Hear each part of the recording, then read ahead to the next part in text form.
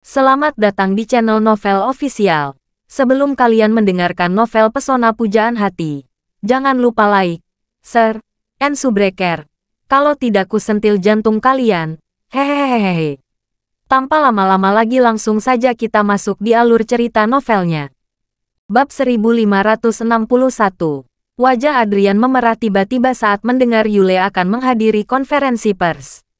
Sebagian besar wartawan yang menunggu di aula adalah dia telah mengumumkan kemarin bahwa akan diadakan rapat dewan direksi hari ini.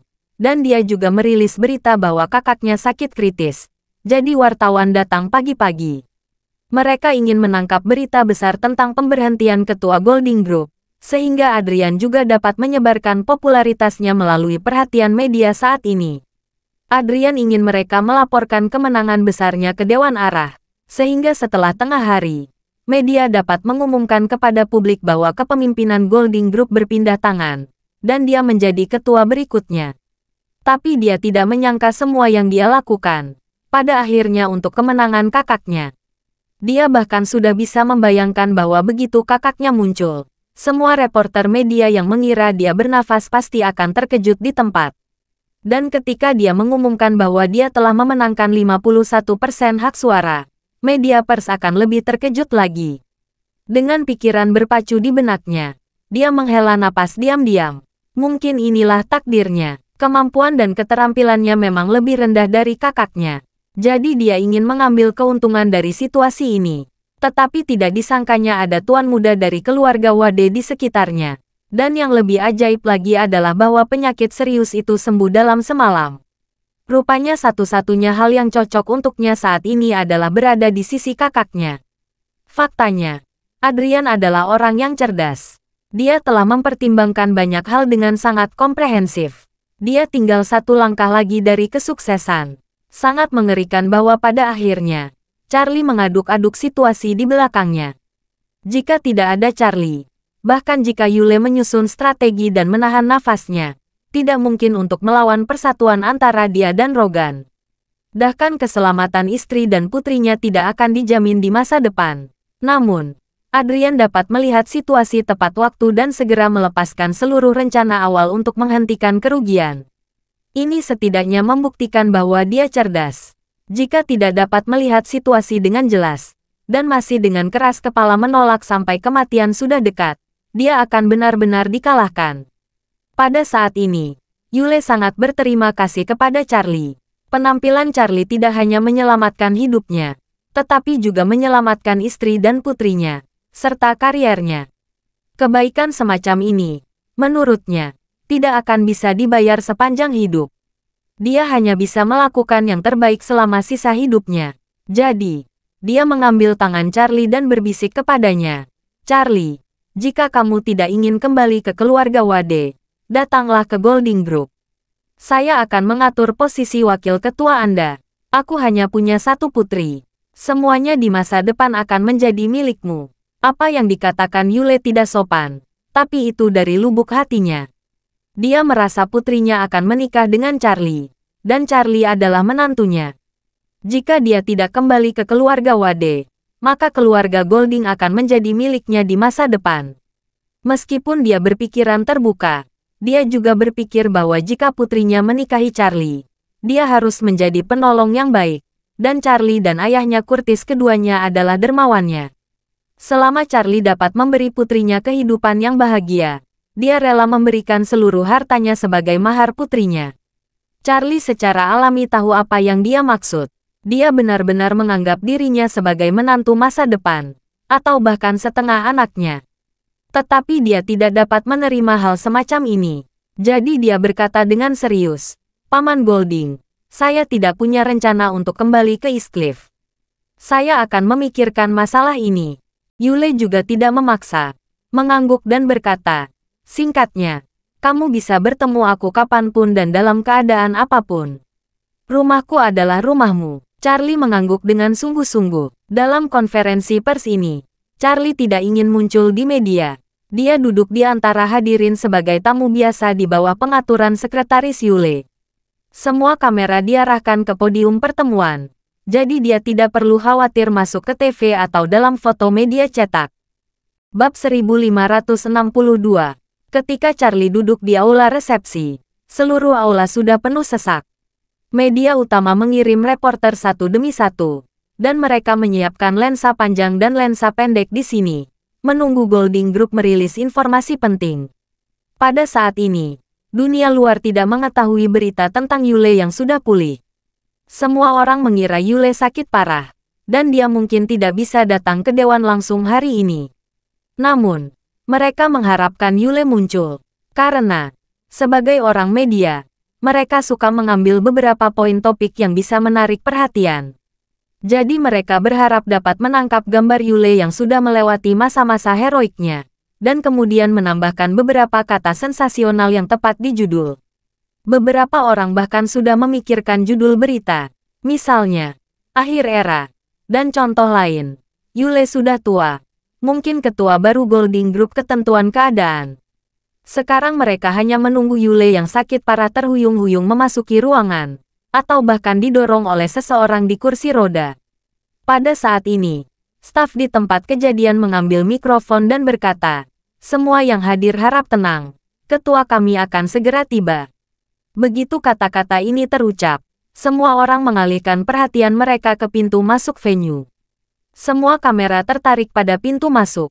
Semua orang menunggu pintu terbuka dan Yule muncul. Saat itu, pintu didorong terbuka dari luar ke dalam. Yang pertama masuk adalah sekretaris Yule. Yang kedua muncul adalah Rogan. Yang ketiga adalah Adrian. Saat dia melihat Adrian, suara shutter kamera mulai meningkat. Karena semua orang tahu bahwa dia adalah anak kedua dari keluarga Golding dan ketua Golding Group. Dan dia adalah penerus. Yule sakit kritis, dan Adrian mengambil alih ketua baru kerajaan bisnis triliunan dolar dari Yule. Namun, tidak ada yang mengira bahwa di belakang Adrian, tidak ada bayangan Yule. Ada seorang pria parubaya yang tinggi dan kuat yang hampir 10 tahun lebih muda dari Adrian. Media yang hadir berseru, "Siapa orang ini? Mengapa belum pernah melihat orang ini sebelumnya?" Tidak heran mereka tidak bisa mengenali Yule. Selama bertahun-tahun, citra Yule di depan media sudah semakin tua.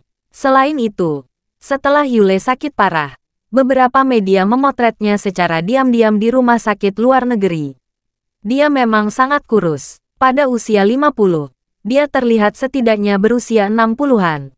Oleh karena itu, ketika tiba-tiba melihat Yule, yang tampaknya berusia 40 tahun, tidak ada yang dapat beradaptasi dengan kontras yang begitu tajam. Dan reporter media bukanlah anggota keluarga di sekitarnya, jadi wajar jika tidak dapat mengenalinya. Ketika Yule masuk, seseorang di antara wartawan media berseru, "Astaga! Orang yang berjalan terakhir itu benar-benar Yule Golding." Setelah dia berseru, seseorang segera bertanya, "Omong kosong, Yule akan mati." "Oke, orang terakhir itu terlihat berusia 40 tahun. Bagaimana mungkin dia Yule?" Reporter itu berkata dengan tegas, 10 tahun yang lalu, saya pernah mewawancarai Yule. Saat itu dia terlihat seperti apa dia sekarang. Penampilan dan sikapnya tetap sama. Bab 1563. Ketika para reporter mendengar ini, mereka menatap Yule dengan serius sekarang. Melihat lebih teliti, memang masih dapat melihat bayangan Yule sebelumnya. Semua menyadari bahwa fitur wajah dan temperamen orang itu adalah milik Yule Golding. Jadi semua orang bisa yakin bahwa pria berusia 40-an ini adalah Yule. Kali ini, seluruh ruangan gempar. Tidak ada yang bisa mengerti mengapa Yule, yang dikatakan sakit kritis di berita utama pagi ini, begitu energi dan berseri-seri sekarang. Oleh karena itu, setiap jurnalis mengunci foto mereka pada Yule. Dan suara shutter kamera terdengar ramai. Pada saat ini, media jaringan menyebarkan konferensi rilis secara langsung dan serentak di internet melalui peralatan di tempat. Ketika sebagian besar netizen melihat wajah merah Yule, saham dari banyak perusahaan terdaftar dari Golding Group yang telah turun hingga batas bawahnya, segera mengendur. Yang disebut batas bawah adalah setelah harga saham turun hingga 10% tidak dibiarkan turun terus, mengakibatkan banyaknya order jual yang menghalangi harga terendah dan harga saham tidak bisa naik. Faktanya, dalam hal ini, jika seseorang mengambil semua pesanan jual yang disegel pada harga batas bawah, saham secara alami akan membuka harga batas bawah. Pialang dan institusi adalah yang memiliki indera penciuman paling sensitif di pasar saham. Ketika mereka mengetahui bahwa Yule tampak sehat dan segar, mereka segera menyadari bahwa berita pagi ini pasti berita palsu. Oleh karena itu, dalam hal ini, mereka sepenuhnya percaya bahwa harga saham Golding Group akan segera naik. Saat ini, jika menggunakan harga bawah untuk menghabiskan semua pesanan jual, akan dapat membeli bagian bawah dengan harga terendah. Jika saham dapat naik melawan tren berikutnya, dari batas bawah hingga batas atas, maka yang membeli saham di batas bawah dapat mendapatkan kenaikan 20% dalam satu hari. Misalnya, harga saham awalnya 100 yuan, tetapi turun hingga batas bawah 90 yuan. Pada saat ini, 10.000 orang menempatkan pesanan jual mereka seharga 90 yuan. Jika ada seseorang yang membeli semua pesanan jual 10.000 orang pada 90 yuan, harga saham akan mulai membuka kembali batas bawah. Jika harga 90 yuan naik kembali ke 100 yuan, dan kemudian terus naik ke batas harian 110 yuan, yang setara dengan waktu singkat, dari 90 yuan menjadi 110 yuan. Sejumlah institusi besar dengan panik mengumpulkan dana, dan harga saham telah naik sepenuhnya setelah membuka batas bawah. Pada saat ini, Yule datang ke depan kursi, berdiri di sana dan melambai kepada reporter, lalu berjalan ke panggung dengan cerdas dan duduk di tengah mimbar. Di depannya, ada mikrofon dan label namanya dengan kata, Ketua, Yule Golding. Setelah Yule duduk, dia tersenyum kecil ke mikrofon dan berkata dengan keras, "Pertama-tama, atas nama Golding Group dan Dewan Direksi Golding Group, saya ingin mengucapkan terima kasih kepada semua teman media yang telah meluangkan waktu untuk berpartisipasi dalam konferensi pers ini." Semua pemegang saham Golding Group mengikutinya dan melingkari tangan. Setelah itu, Yule menambahkan, "Selanjutnya, saya akan memberikan beberapa jawaban sederhana dan ringkas untuk beberapa pertanyaan yang menjadi perhatian teman-teman media, pemegang saham, dan investor." Tidak ada yang mengira Yule akan langsung ke topik setelah kalimat yang sopan. Mereka semua tanpa sadar duduk tegak dan mendengarkan dengan penuh perhatian. Yule berdeham dan berkata dengan suara keras, "Masalah pertama adalah masalah kesehatan pribadi saya. Saya memang memiliki beberapa masalah dengan tubuh saya sebelumnya, tetapi sekarang tubuh saya telah pulih sepenuhnya." Begitu kata-kata ini terucap, semua orang terpana. Semua orang tahu bahwa Yule menderita kanker pankreas, dan ini adalah stadium akhir. Penyakit ini terkenal sebagai kanker yang paling mematikan, dan tidak mungkin untuk disembuhkan.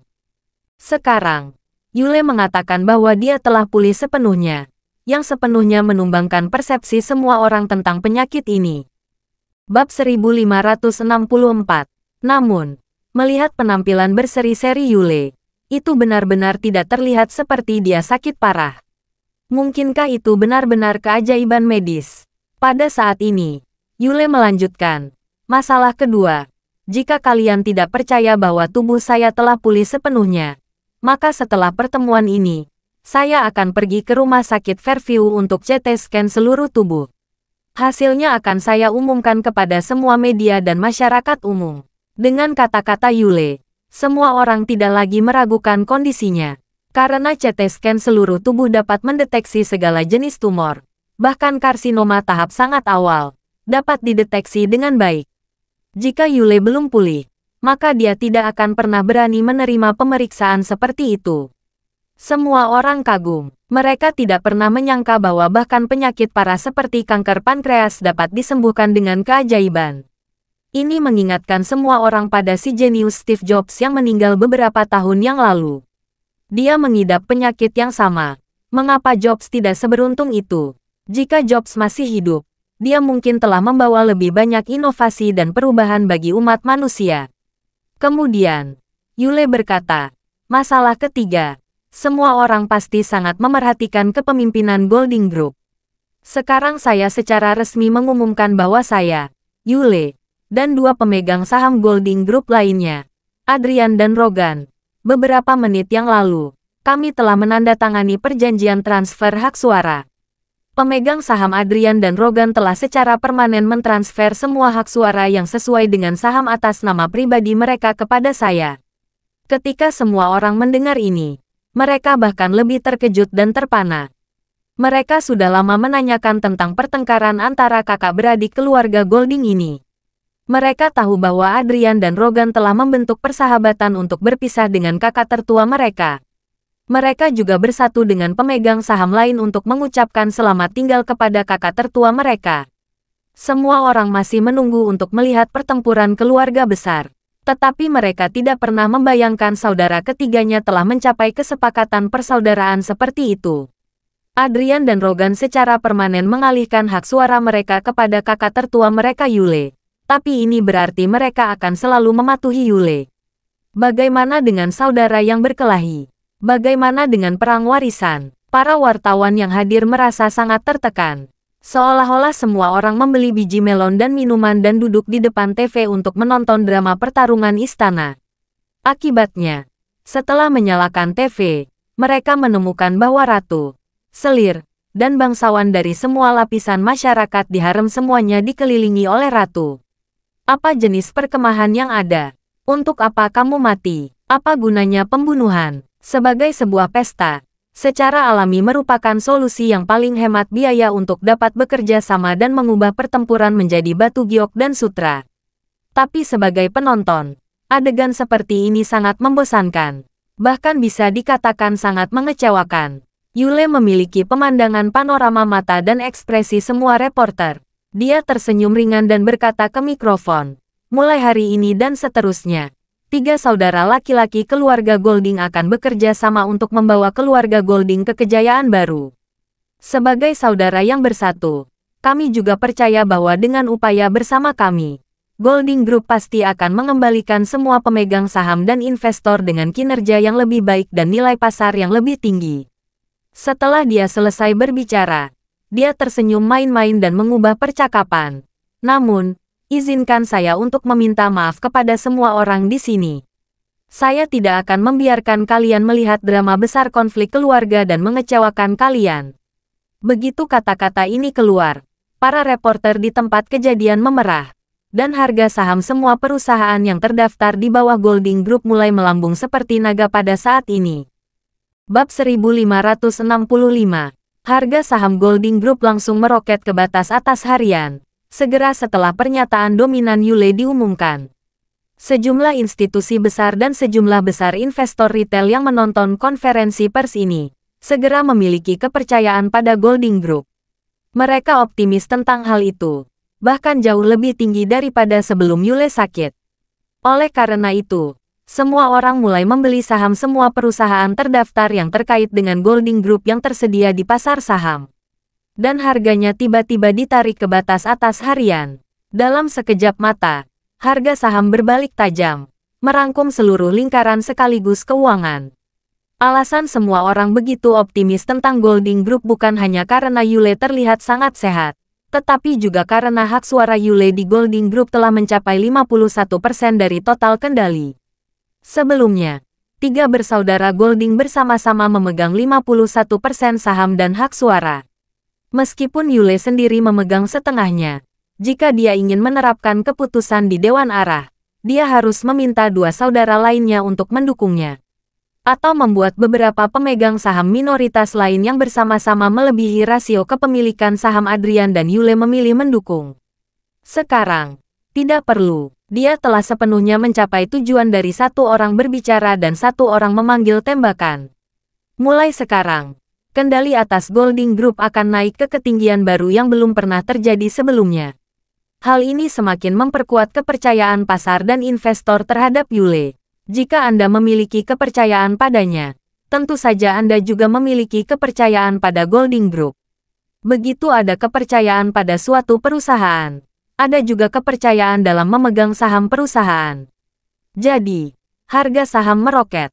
Yule tidak berbicara terlalu banyak dengan wartawan. Setelah menjelaskan beberapa masalah yang ingin dia katakan, dia berkata, di masa depan, Golding Group pasti akan melipat gandakan upayanya untuk membayar kembali para investor dan pemegang saham untuk Golding Group. Tolong percaya kami, dan kami pasti akan memberi kalian jawaban yang memuaskan. Setelah itu, Yule berkata lagi, pertemuan hari ini selesai. Terima kasih sudah datang. Seorang reporter buru-buru berdiri dan bertanya dengan keras, Tuan Golding, bisakah Anda menerima wawancara singkat? Yule mengulurkan tangannya. Tidak perlu wawancara. Saya sudah mengatakan begitu banyak. Jika saya bicara lagi bisa mempengaruhi penerimaan semua orang terhadap informasi penting ini. Setelah dia selesai berbicara, dia diam-diam memasukkan mata pada Charlie yang berada di bawah panggung, dan berjalan keluar dari venue. Reporter itu masih ingin melanjutkan wawancara, tetapi staf keamanan segera menghentikan semua reporter dan berkata dengan sopan, "Maaf, ketua tidak menerima wawancara tambahan." Charlie berdiri. Sekretaris Yule sudah tiba, dan berkata dengan hormat, "Tuan Wade, ketua mengatakan bahwa ada lebih banyak perhatian media. Izinkan saya membawa Anda melalui pintu keluar lain." Charlie mengangguk, mengikuti beberapa langkah sekretaris, dan datang ke kantor Yule. Yule tersipu pada saat ini.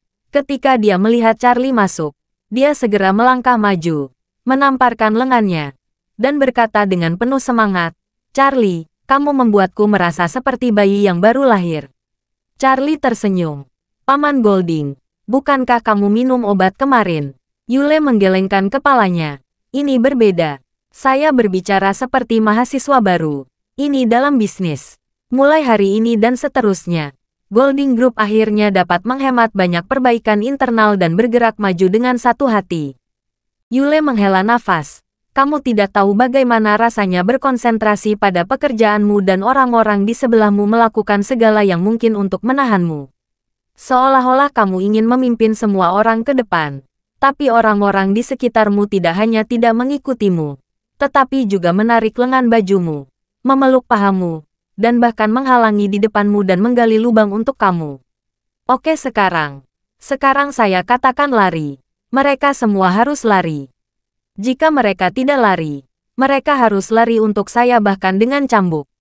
Charlie mengangguk dan berkata sambil tersenyum, "Kalau begitu aku akan memberi selamat kepada Paman Golding sebelumnya karena membawa keluarga Golding ke tingkat yang lebih tinggi." Yule memandang Charlie dan berkata dengan serius, "Charlie, saya harap suatu hari, kamu akan memimpin keluarga Wade ke tingkat yang lebih tinggi dengan keluarga Golding. Pada saat itu, kamu akan menjadi orang yang paling kuat dalam dunia bisnis ini." Terima kasih sudah mendengarkan cerita novel Pesona Pujaan Hati. Sampai jumpa di novel selanjutnya.